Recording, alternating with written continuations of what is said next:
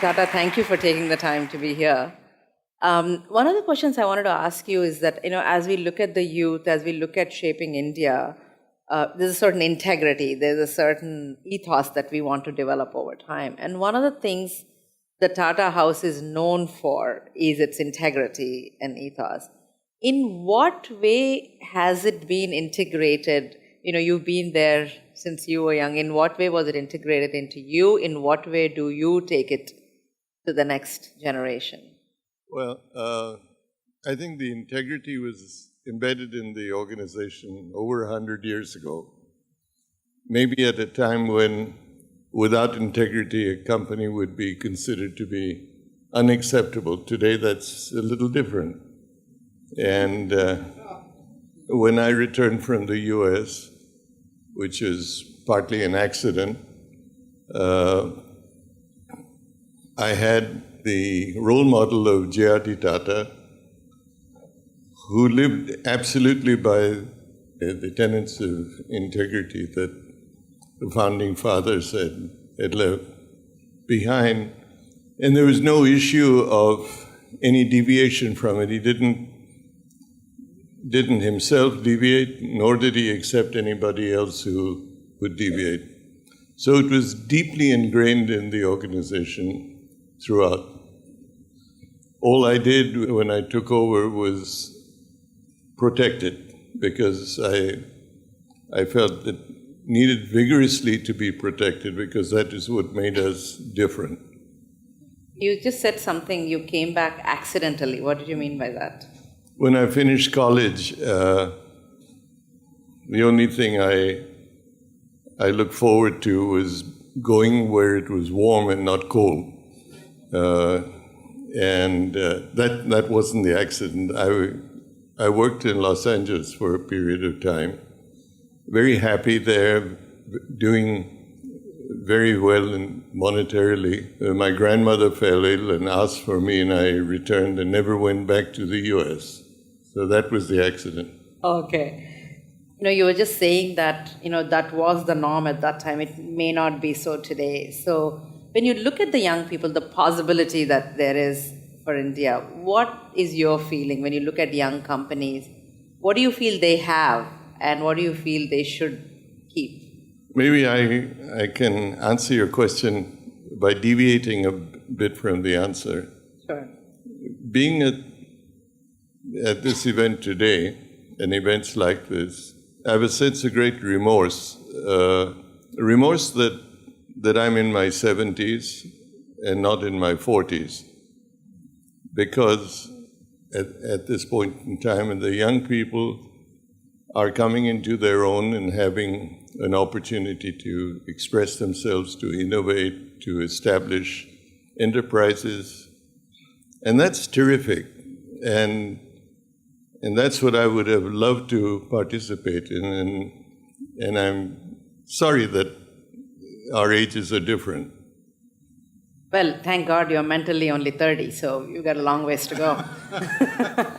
The problem is, to be frank, that if you don't try to regulate yourself and say that your time is up, who is to tell you that your memory's fading, or that you're getting a little senile, or that you're getting hard of hearing, or that you don't see very well? So the best thing is to move aside and leave way for the young people who are going to be the future of this country to have their head. And I think that's why an event like this and what you're doing to encourage the young people is music to my ears. X Prize has struck me as being a tremendously strong motivator of innovation. In every way, X Prize is a tremendous motivator of today's times. And I hope the momentum that Peter's been able to create will continue and accelerate over the years, not only in the US, but now in India as we brought it here. So, Xenia, to continue on that, we brought X Prize to India, you're leading the efforts here. What would you like to see happen? What would you like to have this prize do in the Indian community? I'm hoping that over the next few years, we're able to launch a few prizes in different sectors, addressing what now seems impossible in water, in energy, in how we view and deal with waste, possibly in corruption, women's issues. So hopefully, I'd like to see those few prizes come to fruition pretty quickly. But the prize is one part of the equation. The thing that really makes the prize work are the innovators, the teams that apply to compete for the prize. And I'm really hoping to see innovators from all parts of this country, both geographically and from all stratas of society, economic stratas especially. I would consider, in understanding what your success statement is also important to examine what you don't want, right? So I would hate to see an X Prize where the teams were only from the IITs, were only from the R&D departments of big organizations, big companies. That would actually be kind of a failure. But it would be wonderful to see young innovators, old innovators, innovators that come from the rising billion, innovators that come from rural areas. And then, of course, the challenge for us at X Prize is how do we level the playing field so that those innovators can truly participate? Because it's good enough to say, you have to apply and then you get in, but it's a lot more than that. So how do we at X Prize, especially in India, how do we level the playing field so that innovators from a rural part of India, from rural Kenya, who are competing for a prize in India, can truly play on the same level as a team from IIT? So that's what I'd really like to see. The other thing is, about a prize is usually, we know about the purse, what you get. But one of the things that X Prize does in a great way is defining the problem itself. So you want to tell us a little bit about how you go about doing that? Sure. At X Prize, we call ourselves solution agnostic. We don't care.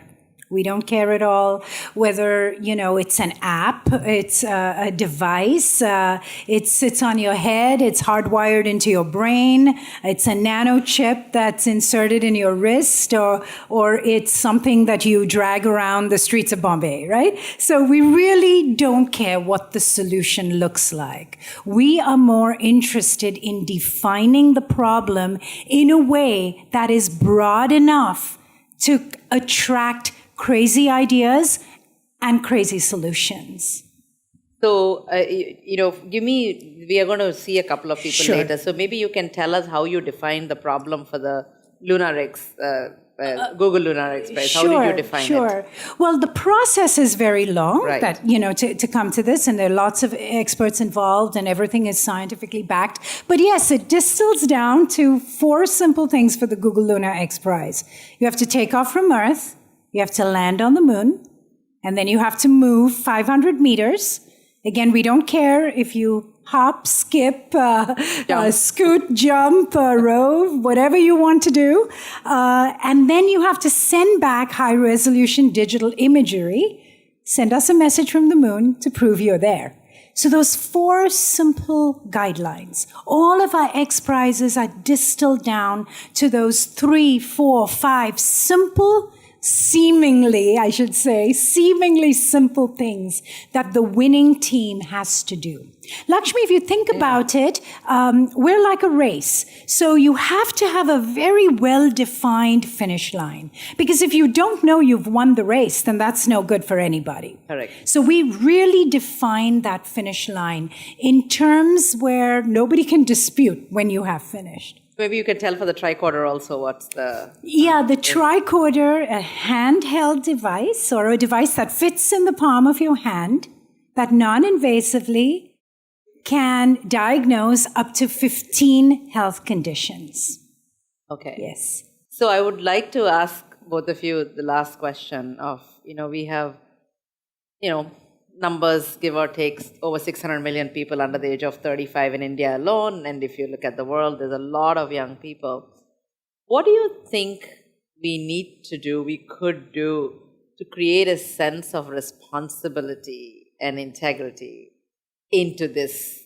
In what way do you think we can also teach is not the right word, imbibe values and not just results, which is what X-Prize journey is all about. It's about the journey, it's not about the results.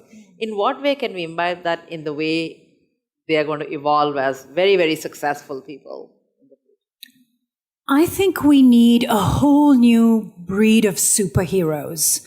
And forums like Inc. bring those to the forum. I think we need heroes that have everyday backgrounds that are truly achieving amazing things, both small and large, in all kinds of different areas. And we need their stories to be brought to the forefront so that the younger generation, and not just the younger generation, my generation, the older generation, we all have new heroes every day, new role models every day, people to learn from that aren't just all about how rich they made it or how famous they made it because of a particular talent.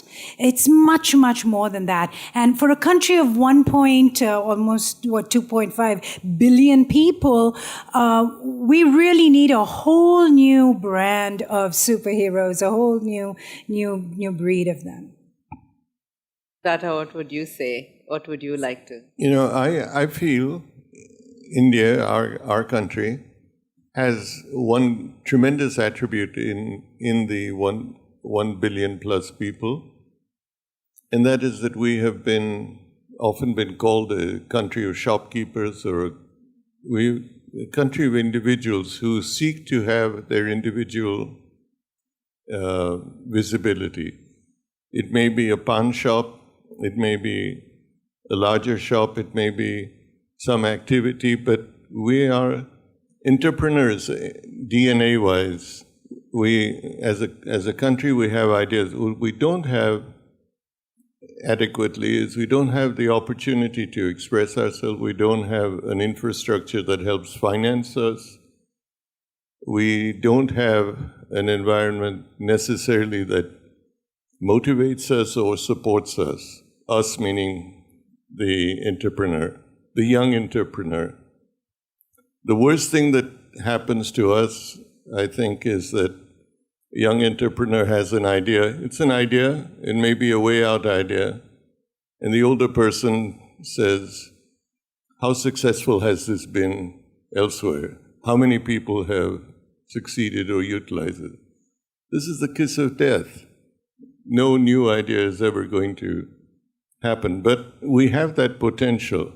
And I think if we have the motivators, the supporters, the equivalent of a venture capital community, then India is going to really go exponentially into this new era.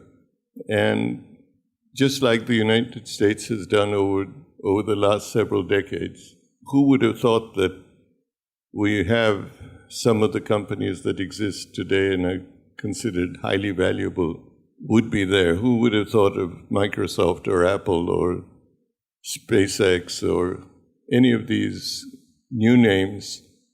They didn't exist some time ago. No one would have thought that Elon Musk could himself create a company that would compete with NASA. It would have been unheard of. So I think we have the potential. We have the heroes, but they're embedded in a more traditional structure. We need to unleash them. And I think, in wrap-up, I'd like to say that as we unleash them, as we get the younger people, I think they need mentors or elders, parents that can guide them the right way too. So to have all of you with your experience guide a lot of the young people. So I just want to say today I've successfully completed checking off Ratan Tata on my list. So thank you very much. And I hope this is just the beginning. And thank you so much for being here.